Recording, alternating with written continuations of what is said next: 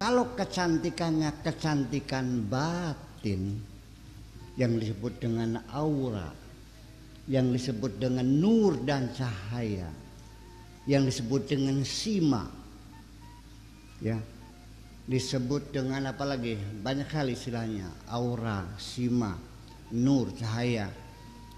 Tentu melihatnya tidak dengan mata. Oke. Ini anak-anak di sini dan ini orang tua pasti tidak sama. Anak sing pesek, ada yang mancung, ada yang menonjol seperlunya, kan ada yang bulat, ada yang lonjong. Nah, semua ini terlepas dari bentuk kecantikan yang relatif itu, ada kecantikan inner beauty, kecantikan dalam yang disebut dengan aura, dengan nur, dengan cahaya. Bapak-bapak pernah nggak melihat muka orang? Kenal juga enggak? Baru pertama kali ketemu, tapi kok hawanya nyemengit, tidak menyenangkan. Pernah nggak? Nah, berarti nyambung nih.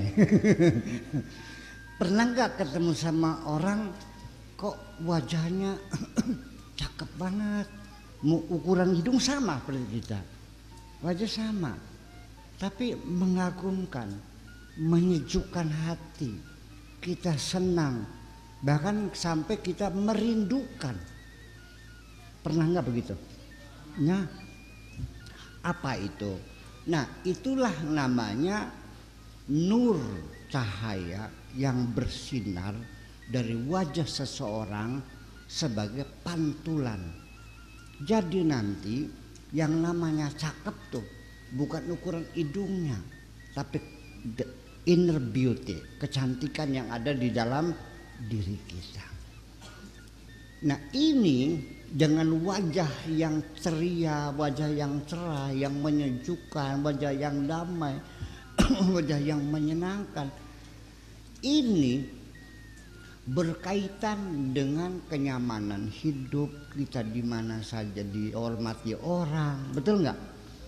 Kita dimuliakan orang, dalam berbisnis juga kita dapat peluang-peluang yang lebih banyak. Hubungan dengan rezeki, dengan pergaulan dan sebagainya, karena kita membawa wajah yang cemerlang semacam itu. Paham? Oke. Pengen beli mengkonon? Pengen nggak? Oke. Pengen tahu ilmunya? Kira-kira wajahmu cemerlang, yang bercahaya, bersinar. Saya ingin menyampaikan banyak, tapi yang penting-penting aja dulu.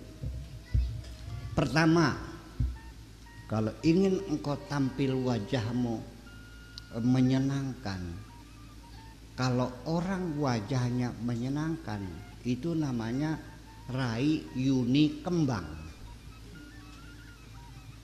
Wajah yuni kembang. Kalau yang nyemengit, nyebelin tuh, kena juga enggak kok, tapi kok nyebelin banget bukannya, namanya Yuni kentut. Kena juga enggak, ya. Kepengen enggak Yuni kentutnya dibuang, diganti dengan Yuni kembang? Satu, banyak berwudu. Kenapa? Cahaya kita dengan wudu. Wudu itu asalnya dari wada'ah. Wudu itu dari wadu'a, wada'ah. Artinya bersinar, cahaya. Awas. Wudu itu adalah maknanya cahaya, dari kata wada'ah. Jadi orang yang sering berwudu, udah lagi aja lah, minimal sehari berapa kali wudu? Berapa? 6 kali, 5 kali. Oh, katanya sembahyang anak dengan 6. Ya. Kenapa? Kita tinggal di Pegagan. Di pinggir jalan bebas. Sebelah situnya jalan tol. Knalpot berderu, mengeluarkan timah hitam. Angin muter-muter membawa debu-debu. Pengen tahu? Lihat mobil saya, taruh pinggir jalan, 4 jam kemudian lap pakai tangan, debu semua sini. Betul nggak? 4 jam itu debu semua. Wajah kita sama nggak? Sama. Jadi supaya mobil itu cemerlang juga sama, mesti dilap, dibersihkan sehari minimal 2 kali lah. Tapi karena wajah kita dari kulit ini akan lebih banyak melekat debu-debu yang berterbangan ini, maka sehari 5 kali. Di samping juga untuk membersihkan wajah kita dari debu dan kotoran, itu secara ruhaniyat juga akan bisa membersihkan kotoran-kotoran yang di luar kulit ini.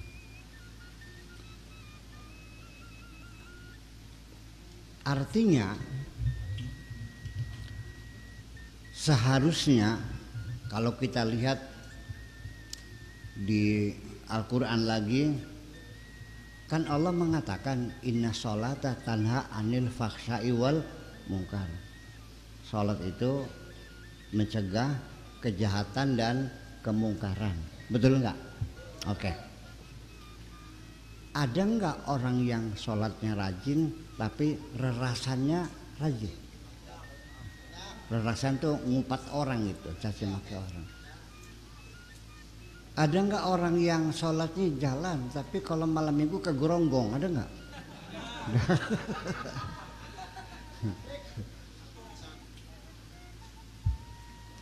Sholatnya rajin tapi rentenir juga. Ada. Kadang-kadang nyopet juga,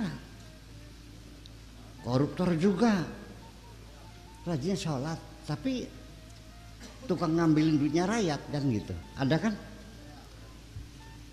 Jadi di mana janji Allah itu? Padahal setiap hari muka kita dicuci, mulut kita dibersihkan, hidung kita dibersihkan, telinga dibersihkan, lipatan-lipatan tangan semua dibersihkan. Kenapa tidak ada pengaruhnya terhadap perilaku kita? Ya itulah makanya saya ingin menyampaikan melalui wudhu ini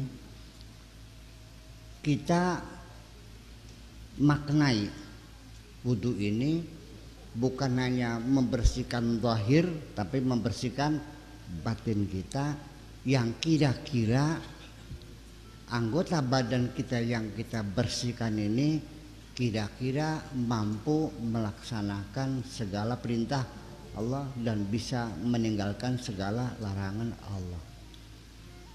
Begini, memang tangan, kuping, telinga, kaki ini adalah anggota badan. Yang menggerakkan itu adalah hati kita, ya enggak? Yang nyuruh mukul orang kan hati kita, ya kan gitu. Yang melirik-melirik sama cewek hati kita juga. Nah, kenapa selama ini perintah hatimu tidak ditaati oleh anggota badanmu? Sudah tahu besok ujian, kok malam ini ada orkes Oma Irama, kok ditinggalkan pelajarannya malah nonton dulu? Betul nggak? Sudah tahu ada pengajian di Pesanul Muhajirin, Arogan Tunggal, hati mah kepengen, tapi kenapa kaki mau melangkah ke sana? Nah, itulah makanya anggota badan kita ini kita komandoi, kita perintahkan 5 kali supaya komandan ini berwibawa sehari mengeluarkan instruksi kepada anggota badan kita bersamaan dengan melaksanakan wudhu. Kalau menang silahkan coba, barangkali saja ada manfaatnya. Kenapa mulut kita dicuci tapi masih juga mengupak orang lain, menjelek-jelekan orang lain?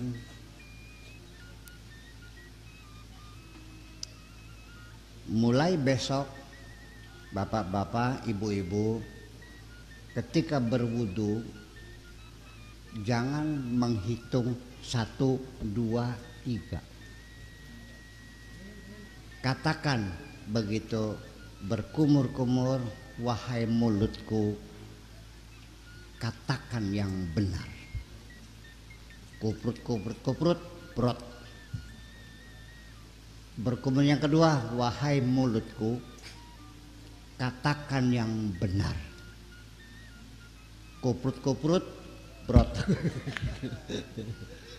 3 kali mulut kita diperintah sekali wudu. Kali 5 kali, berarti berapa kali instruksi? 15 kali. Masa nggak nurut-nurut? Ya. Udah. Ketika kita mencuci muka, hidung ya, katakan wahai hidungku, sedotlah aroma yang harum-harum. Ya kan? Ketika kita mencuci muka, bapak-bapak kalau wudhu mencuci muka, kenapa dihitungin siji, loro, telu, kenapa ngitung?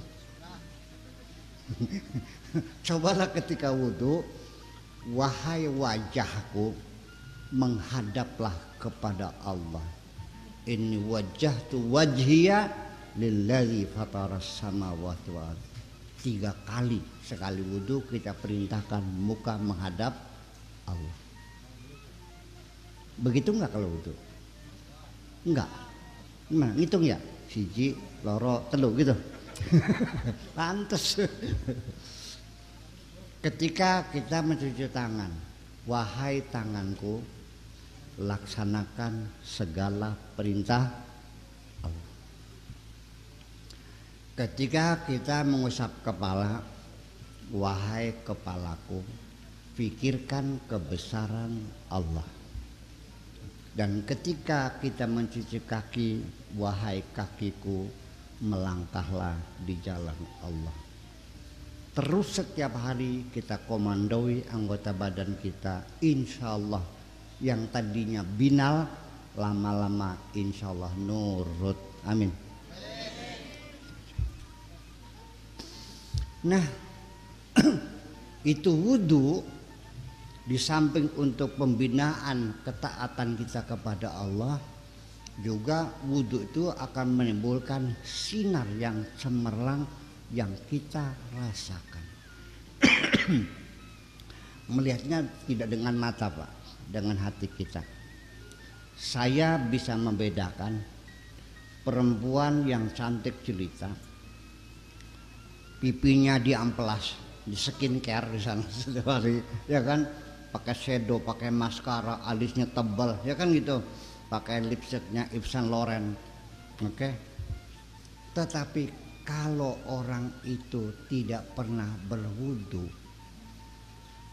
busem, tidak cerah. Tapi kalau orang yang tiap hari berwudu, sekalipun orangnya hitam, hitam manis. Kalau hitam manis itu pandang tak jemu. Anak-anak nggak paham lagu hitam manis pandang tak jemuk ya, belum lahir kamunya ya. Nah, artinya kita bisa sadar orang yang biasa berwudu wajahnya lain, bagian ireng nggak ngincel nok. Iya, ada aura yang bisa kita rasakan. Wes paham? Nah, kalau bisa lebih dari 5 kali, itu mau bersama sholat aja, ya kan gitu. Syukur-syukur ya jam 10 kan bis subuh jam 10 wudu, nanti zuhur ya wudu, nanti jam 2 ya wudu lagi tambahan gitu. Wudu daim juga mungkin anak-anak belum bisa ya, tapi yang sering-sering saja. Semakin sering kita berwudu, semakin menimbulkan kecemerlangan dalam aura kita itu. Yang kedua adalah qiyamul lail, bangun tengah malam. Itu juga akan membawa aura yang indah di wajah kita. Tetapi nanti begini, tengah malam juga coba dibiasakan bangun malam, tapi di ruangan yang jangan terang benderang. Biasakan kulit kita ini mendapat bagian penting di malam hari dengan di ruangan yang gelap itu. Karena energi gelap juga sama ya, membantu penyinaran cahaya kita. Itu. Nah, kemudian yang ketiga yaitu adalah kesabaran. Orang yang hatinya sabar, wajahnya menyedapkan enggak? Sedap enggak? Orang kalau pogal, temperamen ya, matanya melotot-melotot aja. Bukan seorang perempuan, ibu-ibu nih, pakai maskara, pakai shadow, tapi mulutnya cemberut aja, cakep enggak? Atau sedang marah-marah, melotot-melotot. Orang lagi melotot-melotot, cakep enggak mukanya? Enggak. Jadi kesabaran hati ini juga sama membuat wajah kita menjadi ceria. Artinya bahwa kesenggol dikit ya udah jamak aja lah. Ya kan gitu. Ada tangga utang janjinya seminggu, ternyata sampai 2 minggu belum bayar. Punten belum ada, ya udahlah sabar. Ajer Raiki, nyaman kelihatannya, enak, nggak marah-marah, nggak sabar orangnya. Orang yang penyabar itu juga membawa aura wajah yang nyaman dilihatnya. Percaya nggak? Bisa merasakan nggak? Bukan dengan matamu, tapi dengan hatimu melihat.